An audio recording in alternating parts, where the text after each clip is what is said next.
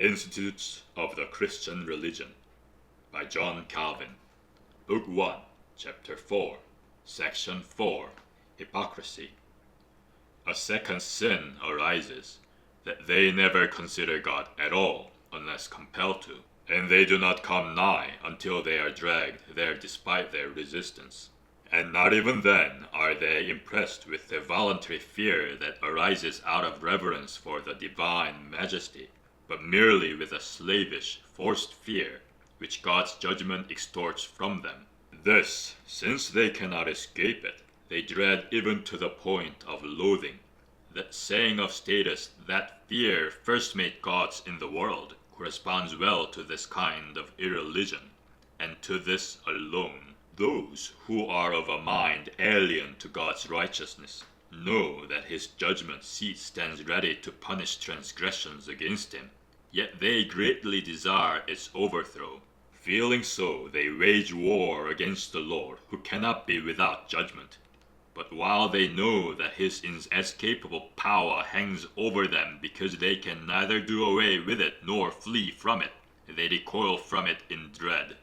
And so, lest they should everywhere seem to despise him, whose majesty weighs upon them, they perform some semblance of religion. Meanwhile, they do not desist from polluting themselves with every sort of vice, and from joining wickedness to wickedness, until in every respect they violate the holy law of the Lord, and dissipate all his righteousness. Or at least, they are not so restrained by that pretended fear of God, from wallowing blithely in their own sins and flattering themselves, and preferring to indulge their fleshly intemperance rather than restrain it by the bridle of the Holy Spirit.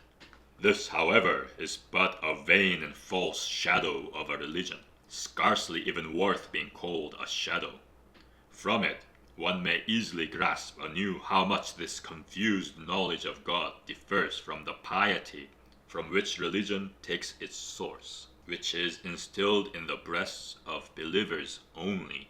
And yet hypocrites who tread this twisting path so as to seem to approach the God from whom they flee, for where they ought to have remained consistently obedient throughout life, they boldly rebel against him in almost all their deeds, and are zealous to placate him merely with a few paltry sacrifices.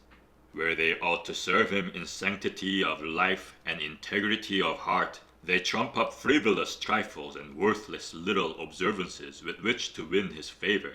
Nay, more with greater license, they sluggishly lie in their own filth, because they are confident that they can perform their duty toward him by ridiculous acts of expiation. Then, while their trust ought to have been placed in him, they neglect him and rely upon themselves, his creatures though they be. Finally, they entangle themselves in such a huge mess of errors that blind wickedness trifles, and finally extinguishes those sparks which once flashed forth to show them God's glory. Yet the seed remains which can in no wise be uprooted. That there is some sort of divinity, but this seed is so corrupted that by itself it produces only the worst fruits. From this, my present contention is brought out with greater certainty, and that a sense of divinity is by nature engraven on human hearts, or necessity forces from the reprobate themselves a confession of it. In tranquil times they wittily joke about God, indeed are facetious and garrulous in belittling his power. If any occasion for despair presses upon them, it goads them to seek him, and impel their perfunctory prayers. From this it is clear that they have not been utterly ignorant of God, but that what should have come forth sooner was held back by stubbornness.